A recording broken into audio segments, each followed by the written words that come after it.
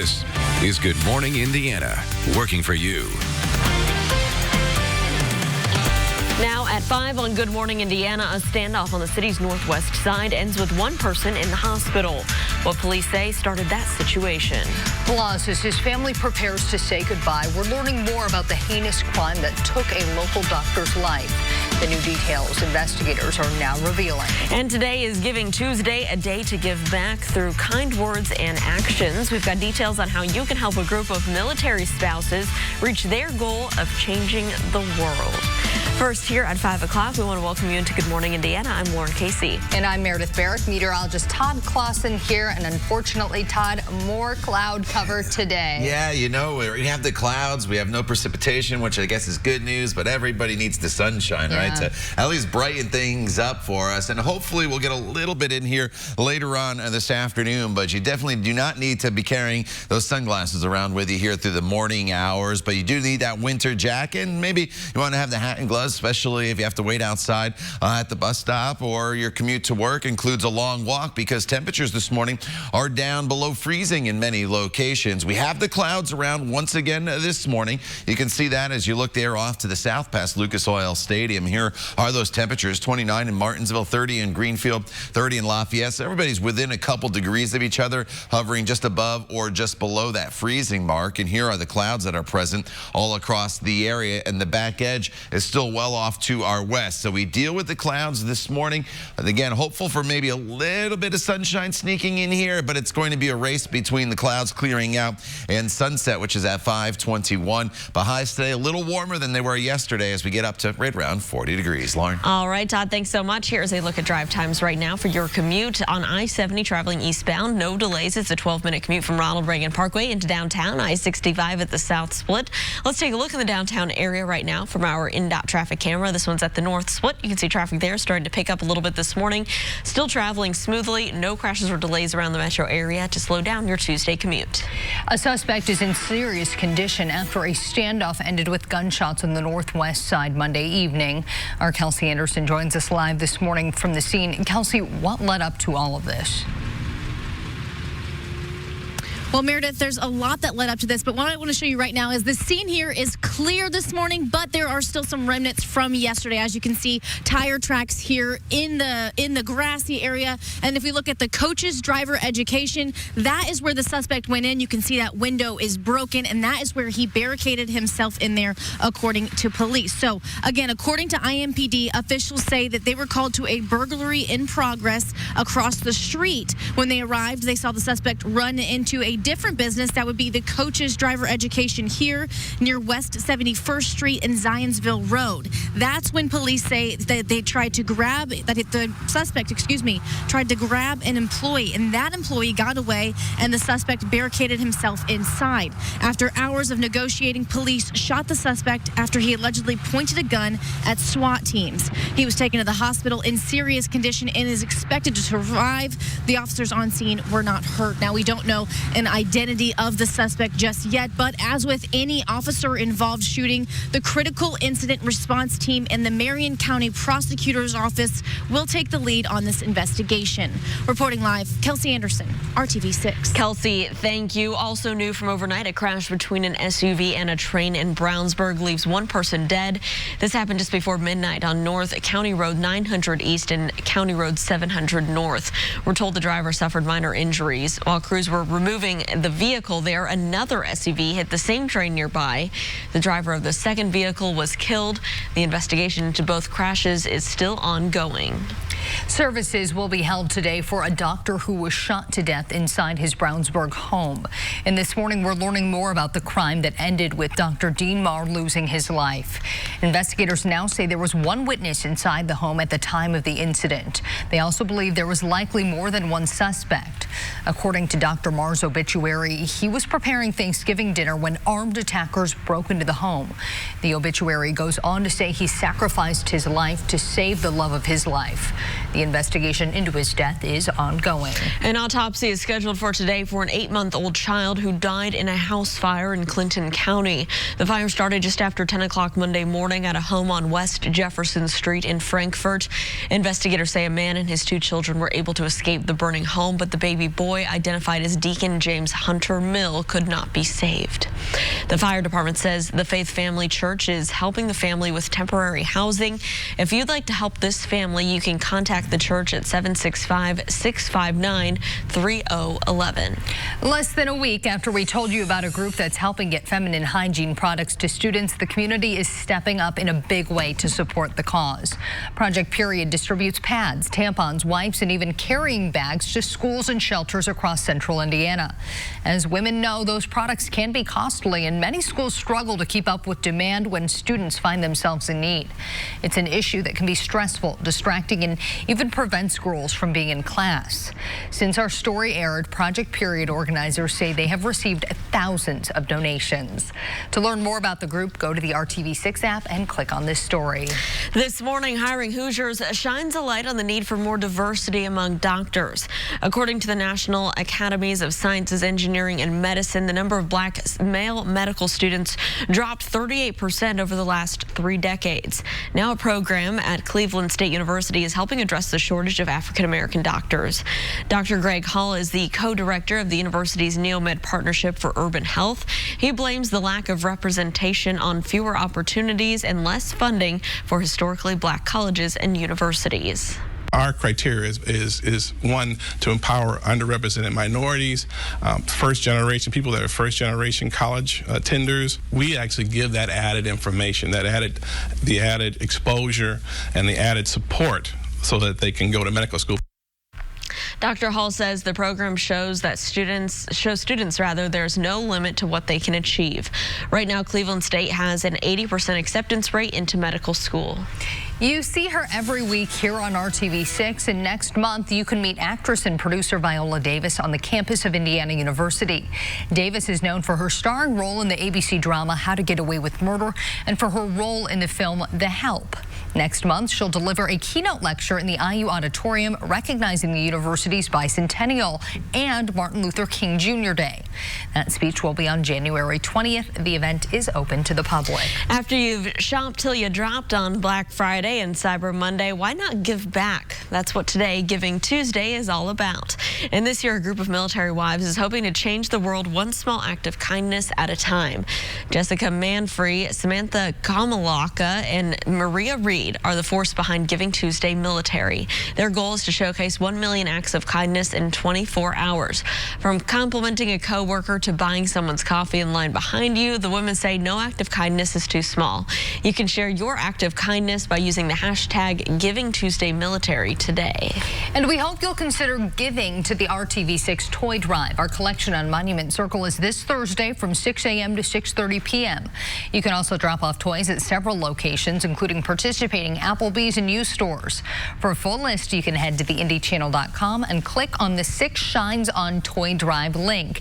And hopefully by Thursday, Todd, the sun will be shining out there. I do think Thursday will be the best weather day of the week, so that is certainly good news. Come down to the Circle, and we'll be down there to collect your toys there for the Toy Drive. And again, Thursday is probably the best weather day of the week with sunshine and, by the way, the warmest temperature. So let's get through today first. This morning, it's one of those mornings where you'll wake up, and if you're waking up before the sun comes up, it's cloudy, obviously. And as we went into the 8 o'clock hour, or go into the 8 o'clock hour, skies are mostly cloudy still, with not much in the way of sunshine this morning for your commute, with temperatures that'll be hovering right around 30 degrees. So while we do have the clouds in place, we do not have any precipitation here in central Indiana. You do notice there's a little bit off here in Illinois and parts of Iowa. As the actual front comes through later on this afternoon, it's not out of the question there could be a very, very brief shower and or a flurry, but that should be just about it. Essentially, it's just another cloudy day for us with maybe a little bit of sunshine finally making an appearance late in the day. And with the clouds in place, temperatures will get a little warmer than they were yesterday, but still below normal today. 40 in Muncie as well as Greenwood and Danville. 41 in Rockville, about 38 as you make your way up into the Kokomo area. So grab the heavier coat. You'll need it throughout the day. We'll talk about those brighter days ahead coming up in Maine weather in just a few minutes. Todd, thank you. Chicago's top cop has been forced out just weeks before he was set to retire. Straight ahead, why the mayor said that she had no choice but to let Eddie Johnson go after he let the city down. And we all know what happens in Vegas stays in Vegas, but does it only happen there? Coming up, details on a possible change to Sin City's slogan and who is leading the charge. And here is a live look at traffic right now on the east side of our city, I-70 and Emerson Avenue, where traffic is moving along up to speed, eastbound and westbound. It's 5:10. We'll be right back after this short break. Days from 4:30 to 7. Welcome back. The time right now is 5:13. Here's a live look at the north side, I-465 at US 31. Traffic here is quiet this morning. We'll continue to keep a close eye on it. Chicago's top cop, Eddie Johnson, is out of a job. He was fired Monday, just weeks before he was set to retire. In a statement, Mayor Lori Lightfoot said Johnson's firing stemmed from an internal investigation following an October incident. On the night in question, Johnson was found passed out in his squad car. Johnson initially claimed a change in medication caused him to feel lightheaded while he was driving. He later said he had a couple of drinks with dinner. It has become clear that Mr. Johnson engaged in a series of actions that are intolerable for any leader in a position of trust, particularly the head of the Chicago Police Department. Mr. Johnson failed the hardworking members of the Chicago Police Department. He intentionally misled the people of Chicago, and he intentionally misled me. Johnson had been with the department for 31 years, serving as superintendent for the past 3 years. He announced his retirement last month. Former Los Angeles Police Chief Charlie Beck has been named as the new superintendent. There are new details this morning in the case of Anaya Blanchard. During a press conference Monday, it was revealed that the 19-year-old died from a gunshot wound. One of the suspects, Ibrahim Yazid, now faces a capital murder charge. Investigators say that he forced Blanchard into a car and then drove off. Her body was found last week in a wooded area outside of Montgomery, Alabama. Prosecutors plan to seek the death penalty. The two others are also facing charges in this case. Antoine Fisher is facing a kidnapping charge for allegedly providing transportation for Yazid and disposing of evidence. David Johnson Jr. is charged with hindering prosecution. In Washington, House Republicans have released a 123-page report defending President Trump. In it, they say the president did not abuse his power of office while dealing with Ukraine. The report also says there was nothing wrong with the July 25th call with the Ukrainian president. That call led to an anonymous whistleblower complaint, which sparked the impeachment inquiry. The Republican report counters an upcoming report from the House Intelligence Committee, which is set to release their report today. Also in Washington, new eligibility rules proposed by the Trump administration could cause millions of Americans to lose their food stamps. The proposed change includes enforcing stricter work requirements, limiting how states automatically enroll families, and standardizing utility rates across the country. According to the study by Urban Institute, if the changes go into effect, nearly 4 million less people will receive SNAP benefits, and over 980,000 school kids would lose access to free or reduced lunches. It has been nearly a week, and there is still a fire burning at the TPC chemical plant in Port Neches, Texas. An explosion sparked the blaze last Wednesday. Officials say as many as 9 fires were burning at the facility over the weekend. As of Monday morning, 1 fire was still burning. 4 of the plant's towers have either fallen or been damaged. There's still no word on when fire crews believe they will have all the flames under control. Officials are still monitoring air quality in the area. And here at home at 5:16, meteorologist Todd Clausen is checking in on our forecast. All right, as you walk out the door here on this Tuesday morning, you're walking out to conditions very similar to your Monday morning. Just a couple minor differences out there. It's another cloudy start. That has not changed. Temperatures are hovering around freezing. That has not changed. We were pretty close to there yesterday. What has changed, though, is there's no drizzle. There's no light snow shower activity out there. And yesterday, we had roads that were wet from the overnight wintry mix that went through. And then when we got down to freezing, there were a few incidents on the roadways with some slick spots. Not the case here this morning. It's completely dry, despite the fact that we still have the clouds firmly in place across the area. And these clouds are going to be with us, it looks like, throughout a good chunk of the day today. 29 degrees, that's the current temperature. The wind not super strong here this morning inside of the west-southwest currently. And that's actually going to bring our temperatures up close to 40 degrees later on this afternoon. But right now, everybody now is at or just below freezing, with the exception of Muncie, just 1 degree above freezing. It's 30, though, in Greenfield, 29 in Martinsville. Terre Haute's at 31. 28 is the current temperature over in the Crawfordsville area. So as we work our way throughout the day today, we will see temperatures that eventually get up to right around 40 degrees. It's probably not until 5, 6 o'clock, though, that we'll start to break the clouds apart. If we can do it before 5, obviously you'll still have some sunshine, but sunset is at 5:21. So by 6 o'clock, the clouds will break, but we'll be dealing with skies that are dark at that point. So here are the clouds that are in place. Big storm system still on the East Coast. A little bit of precipitation showing up in Iowa. As we work our way throughout the evening hours, as that front starts to come through, it's not out of the question that there could be a hit or miss flurry and or a brief shower as that front passes and the skies start to clear. If you do see it, it is not going to cause any issues out there on the roadways at all, and it's going to be very, very brief. But by 6, 7 o'clock, again, the skies should be pretty clear all across the area. So this evening, have the jacket handy. Temperatures will fall into the 30s pretty quickly across the area. And then tomorrow morning, temperatures will be hovering right around the freezing mark across most locations. 32 in the city, as well as Bloomington, slightly cooler to the north. Now tomorrow, we finally get the sunshine back. We start off around that 30-degree mark. We go up to 44 degrees with the sunshine, so that's going to feel pretty nice out there. Thursday is probably the best day of the week at 46 degrees with mostly sunny skies. And then we're dry through Saturday, Lauren, before rain returns to the forecast on Sunday and Monday with highs near 50 degrees. All right, Todd, thanks so much. Let's take a look to the west right now. I-74 and State Road 267. Traffic here is pretty quiet this morning. No major delays to slow you down. Let's take a look over there on the west side, heading in on eastbound I-74. Starting off there where you saw our camera at State Road 267, heading over to the I-465 ramps. Traffic's moving along up to speed. It's only a 7-minute commute, so no delays. Let's take a look right now across town on the northeast side, I-465 and East 56th Street. Traffic is moving along just fine in that area as well. We'll continue to keep a close eye out for any crashes or delays. Face app went viral. Now the FBI is calling it a potential counterintelligence threat. The app lets users take a selfie and immediately see what they would look like when they're old. It took the internet by storm over the summer, having everyone from celebrities to social media influencers posting their aged pictures. While that was happening, Senate Majority Leader Chuck Schumer asked for an investigation into the app's developer, a Russian-owned company. Last week, the FBI responded. The agency said any app or product developed in Russia is considered a potential threat based on data it collects and privacy terms.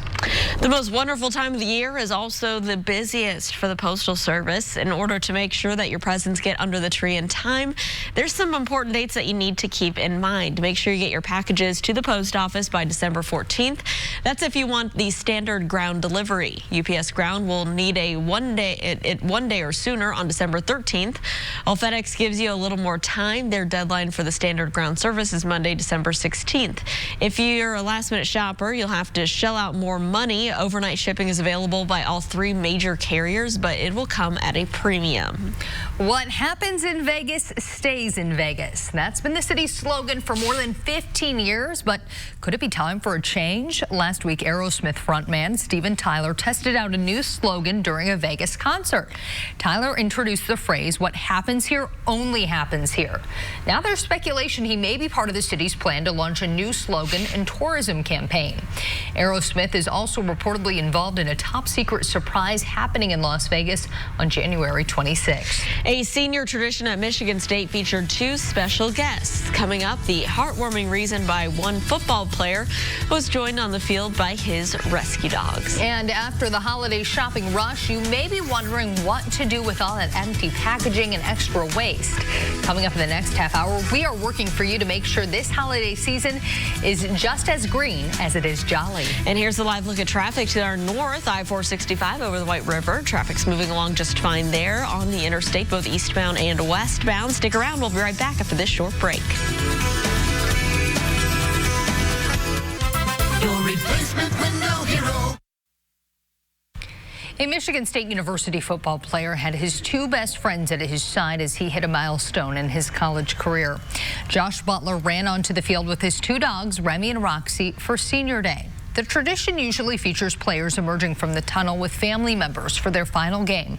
But the 23-year-old suffered a pair of heartbreaking losses during his college career. Butler's mother died in April of breast cancer. Her death came just 2 years after his father's death. Butler says his dogs and his teammates helped him work through his grief and focus on the good in life. Very cool. Well, if you're looking for the perfect Christmas present for a 90s parent, look no further than hip-hop legend Snoop Dogg. He's releasing a lullaby version of his greatest hits. Some of the songs include instrumental versions of hits like Drop It Like It's Hot, Gin and Juice, and Doggy Dog World. Rockabye Baby Music, the company behind the album, is known for making the lullaby instrumentals of various artists, including Drake, Eminem, and Kanye West. Snoop's album is slated to be released this Friday, December 6th. A vinyl version was released last week to coincide with the Record Store Day, which also falls on Black Friday. There you go. It's the album I didn't know I needed. I'm hoping that maybe he changed the lyrics to Gin and Juice to like Milk and Juice. Yeah. We'll have to see. I can't wait to see what that sounds like. Oh, and you're going back to the college years, Gin and Juice. Your college years. Yeah, my childhood. No, I'm kidding. All right, outside right now. Lauren was a baby. Yeah. Shows my age. I'm dated. All right, outside right now we're dealing with lots of clouds, as you can see. And also those clouds are going to stick around here throughout the morning hours. Definitely not a bright start to our day. Kind of dreary, but not much in the way of precipitation out there. Temperatures will be hovering in the upper 20s here throughout the morning hours. Eventually this afternoon, we're looking at highs that'll top off right around 40 degrees, a little above. In southern locations, a little below to the north, and I'm hopeful for just a few peaks of sunshine late in the day. The time now is 5:27. Stay with Good Morning Indiana. We'll be back here in just a few minutes.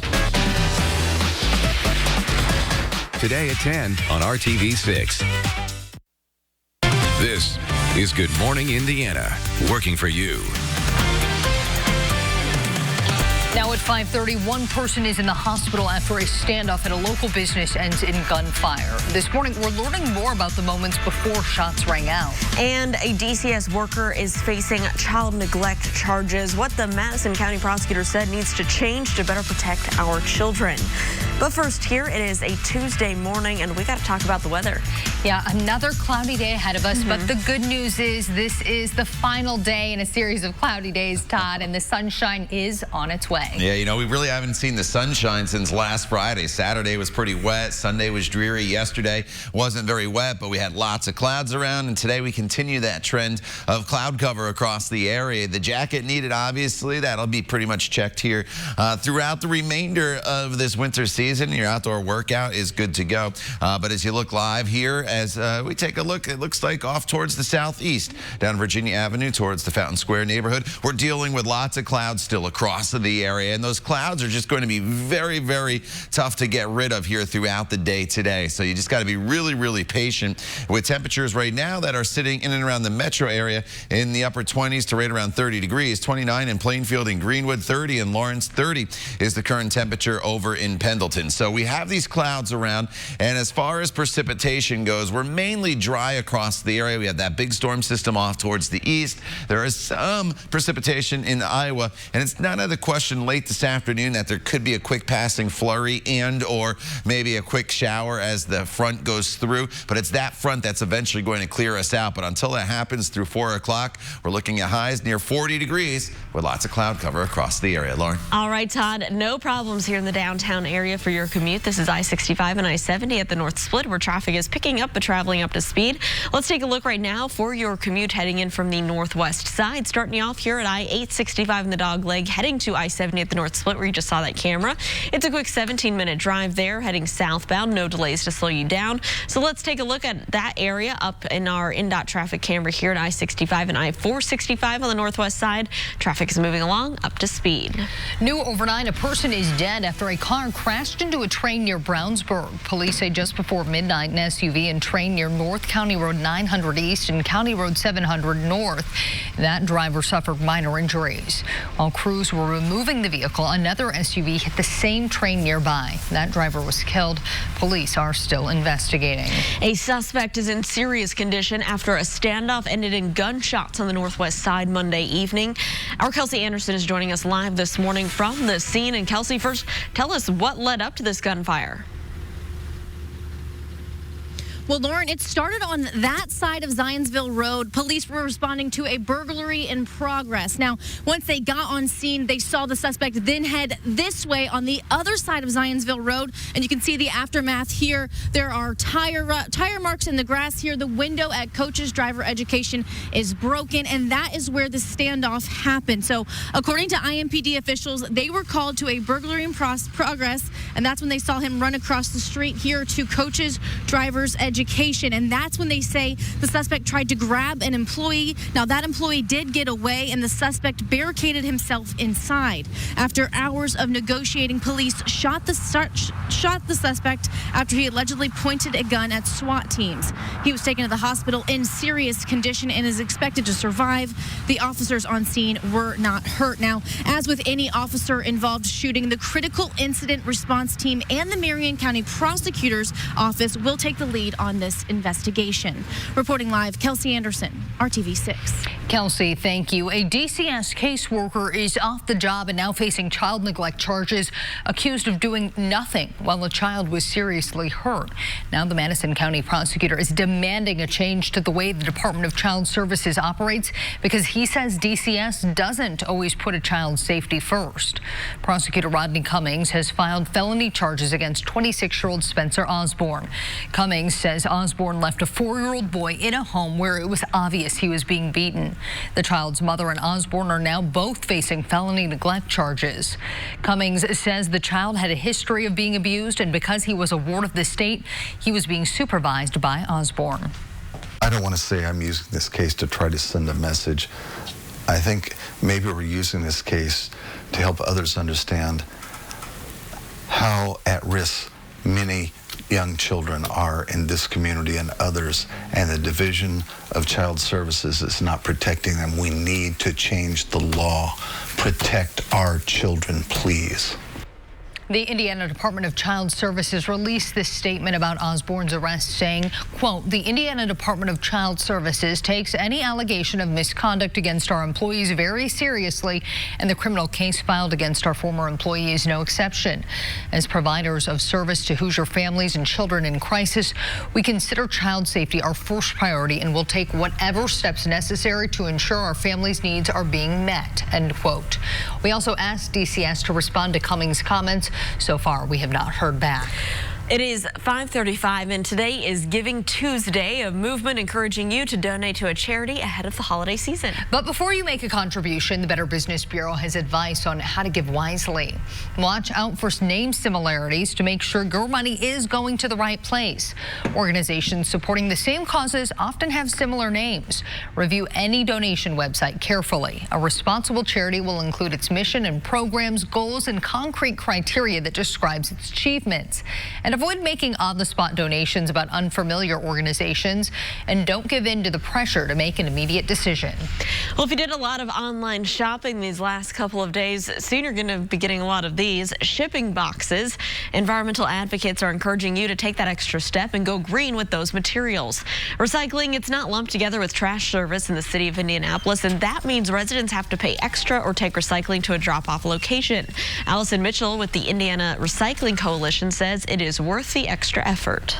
It's really worth it for people to set those things aside, break down those cardboard boxes, and put them in the recycling bin so that they can be, their value can be regenerated. Well, the Office of Sustainability is in discussions with the Indiana Recycling Coalition about possibly implementing universal curbside recycling after the current solid waste contract is up in the year 2024. Ivanka Trump will be making a trip to Indianapolis this week to talk about job training. Her visit is part of the Trump administration's goal to promote workforce development and its apprenticeships. As the president's senior advisor, she'll participate in a panel discussion at Salesforce with the company's founder. That will be held on Thursday at the Indiana Women's Prison. She'll arrive in the Circle City tomorrow for a tour of the Indianapolis Motor Speedway. Ivanka has visited Indianapolis before, speaking at a similar jobs training event in May. Well, if you've lost your driver's license because of child support issues, the Marion County Prosecutor's Office is offering to help you. The Good Faith Initiative goes through the month of December. The Prosecutor's Office will work with you to start making payments you can afford and reinstate your license. The state automatically takes your license away once you fall $2,000 behind in payments. We think it's counterintuitive. Why are we suspending people's license when that's the biggest reason why people can't work? And ultimately, the goal is to make sure that people pay child support. And so we're going to be super aggressive in trying to get people their license back so they can get back out into the workforce and pay their child support. For more information, you can call the Good Faith Hotline at the number on your screen. That's 317-327-2700. The city of Beech Grove is looking for a new police chief. Mayor Dennis Buckley announced Chief Mark Swartz will retire January 1st. Swartz is a 37-year veteran of the department. He was appointed police chief on January 1st, 2012. Here at 5:38, as you're about to wake up the kids to head back to school, meteorologist Todd Clausen has our bus stop forecast. Yeah, more of the same in the forecast. What the kids walked out to yesterday is basically what they're walking out to today, and that is temperatures hovering right around 32 degrees. Skies that are mostly cloudy. The one difference is there's not any patchy drizzle or snowflakes around here this morning compared to yesterday, which was pretty widespread across the area. And then as we head home, the kids are still walking home in cloudy conditions, but temperatures a little bit warmer today than they were yesterday. Yesterday, we kind of stayed in the low to mid 30s. Today, we should get up to right around 40 degrees. But these clouds, again, they'll be hanging tough. Few rain showers off to our west, mixing with some snow. It's not out of the question there could be a hit or miss sprinkle here later on this afternoon as the front goes through. But once we get to Wednesday and Thursday, our temperatures actually go above normal. Our average high is now 43. Wednesday and Thursday will be above it. Little step backwards on Friday and Saturday, but then up to near 50 degrees for your high temperature on Sunday. We'll talk more about that extended forecast for you coming up in just a few minutes. All right, Todd, thanks so much. Despite the president being out of the country, the impeachment inquiry is moving ahead full steam. Coming up, his reaction to the upcoming release of the official impeachment report. And porch pirates are already on the move this holiday season. What an Amazon Prime driver did to stop a thief caught on camera. And here at 540, this is a live look at traffic to our west. I-70 a little west of High School Road, where traffic's moving along just fine for your Tuesday commute. Stick around. We'll be right back after this short break. FDA approved for over 20 years. The report of televised hearings in the impeachment inquiry is expected to be made public today. Republicans and the president are still defiant and blasting the process. ABC's Inez de la Catera is in Washington with the latest. As President Trump kicks off NATO meetings in London, back in Washington, the impeachment inquiry is moving full steam ahead. Because the whole thing is a hoax. Everybody knows it. Trump accusing Democrats of trying to embarrass him by pushing forward while he's abroad. This is one of the most important journeys that we make as president. And for them to be doing this and saying this and putting an impeachment on the table, which is a hoax to start off with. The House Intelligence Committee plans to release its official impeachment report today, which the Judiciary Committee could decide to use as the basis for drafting articles of impeachment. House Intelligence Chairman Adam Schiff appearing on MSNBC. This is a very important point, which is the evidence on Ukraine is overwhelming, but the evidence on obstruction of Congress is also overwhelming. That document expected to lay out the evidence that, in Democrats' view, Trump abused his power when he withheld vital U.S. military aid from Ukraine to pressure Ukraine to investigate his political opponents. Republicans releasing their own official response, arguing in a report that Trump should not be impeached as there is no evidence his actions were done specifically likely to benefit the 2020 election. Republicans also described the evidence presented by Democrats as hearsay, presumptions, and speculation. Ukraine's president now criticizing the decision to withhold that aid, telling Time magazine that there was no quid pro quo, but that, quote, "We're at war. If you're our strategic partner, then you can't go blocking anything for us." And the Judiciary Committee will now take up the inquiry, holding its first impeachment hearing on Wednesday. The president and his lawyer have decided not to participate. Inez de la Quatera, ABC News, Washington. At 5:45, China has banned U.S. military warships and aircrafts from making stops in Hong Kong. This comes after President Trump passed legislation in support of the pro-democracy protesters. China's spokeswoman called the U.S.'s moves unreasonable and announced that it would suspend requests by the U.S. military to visit. She also said that Beijing would impose sanctions on several U.S. human rights organizations that would have been monitoring the protests in Hong Kong. President Trump signed a new law last week to permit Washington to impose trade sanctions over those rights violations. China responded, accusing the U.S. of bullying behavior. Prince Andrew's accuser is now sharing her story. In her first interview, Virginia Roberts Jeffrey talked to BBC about her alleged encounter with the prince. She claims in court records that she was directed by Jeffrey Epstein to have sex with the prince when she was 17. Jeffrey talked about dancing with Prince Andrew that night when a photo was taken of them. Some are claiming this photo is fake, but Jeffrey says that's not true. I think the world is getting sick of these ridiculous excuses. It's a real photo. I've given it to the FBI for their investigation, and it's an authentic photo. There's a date on the back of it from when it was printed. Prince Andrew claims in his interview that he doesn't remember the photo being taken. Buckingham Palace made a statement saying the prince regrets his association with Jeffrey Epstein and denies, quote, any form of sexual contact or relationship with Virginia Roberts. Federal health officials say the flu is spreading significantly in most states. The CDC releasing its latest report on flu activity, saying that the South and parts of the Pacific coast have been hit the hardest. The flu got off to an early start, and it's already considered deadly. It's caused 3 deaths already in Indiana this year. 5 children across the country have also died from the flu. Back here at home, let's get a check of our forecast. Todd, what can we expect out there today? You know, today we're dealing with clouds and temperatures that'll be hovering right around 40 degrees for your afternoon highs. And I know that's a little below normal, but let's talk about the December extremes. Yesterday, I showed you the average high at the beginning of the month is 44. It's 36 by the end of the month. Well, the coldest it's ever been in December is minus 23 degrees. The warmest it's ever been, to contrast that, is 74 degrees. So when we talk about temperatures in the 40s today, it's a lot better than minus 23 degrees, but it is, as I mentioned, still a little bit below normal for this time of year. Here's the view outside right now. We have lots of clouds. That has not changed since yesterday. Yesterday was a very dismal day for us with the clouds. We had a little bit of drizzle and just kind of that damp feeling. We've kind of lost that damp feel out there, but nonetheless, 29 degrees with clouds, not that good here this morning. So we start off our day, 31 in Bloomington, 30 in Lafayette, 33 is the current temperature as we work our way over into the Muncie area. So throughout the day today,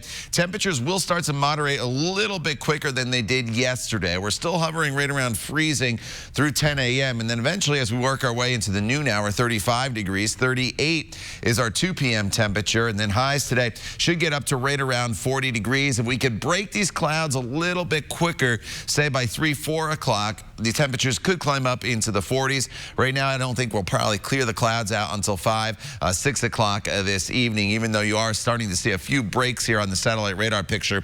Those will fill in very, very quickly once the sun comes up. Big storm system, still a lot of snow in the Boston area. New York is digging out. Off to our west, you notice the clouds that we deal with throughout the day today. And then it's not out of the question as the actual front slides through the area that there could be a hit or miss flurry and or a quick passing shower as we work our way into the afternoon and evening hours.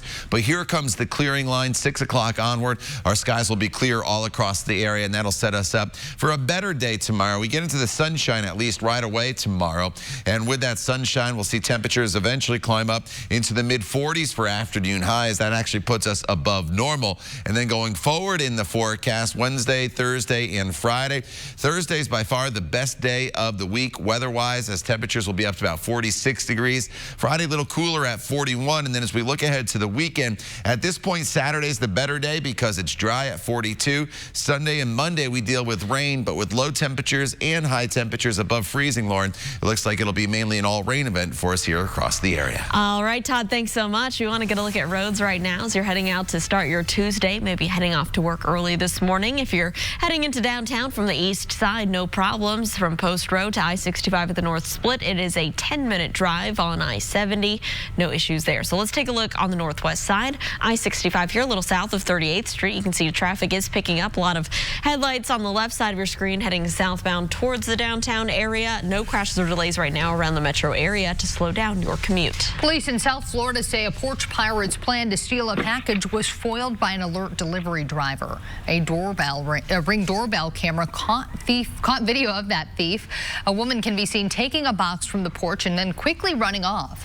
An alert Amazon Prime delivery driver then noticed two people on bikes following her truck. The driver then called 911 when she saw the woman running with a package. The thief dropped the box in the bushes and the driver returned the package to its rightful owner. A statue of Sully Bush, former President George H.W. Bush's service dog, is now sitting at the late president's Texas Library. A nonprofit called America's Vet Dogs commissioned this tribute. The statue is life-sized and it's made out of bronze. You can see Sully checking it out there. It has his leash in his mouth, and that conveys his dedication to the president. The dog provided support and companionship for President Bush in his later years. After his death, Sully joined Walter Reed Medical Center's dog program, where he now helps wounded soldiers with therapy. A couple is celebrating after being reunited with their favorite classic car. After the break, how they got it back 40 years later. And as you buy your gifts this holiday season, we hope you'll consider donating to the RTV6 Toy Drive. Our collection on Monument Circle is Thursday from 6 a.m. until 6:30 p.m. You can also drop off toys at several locations, including participating Applebee's and used store locations. For a full list, go to theindychannel.com and click on the 6 Shines On Toy Drive link. Thank you for donating. Time right now is 5:52. Stick around. We'll be right back.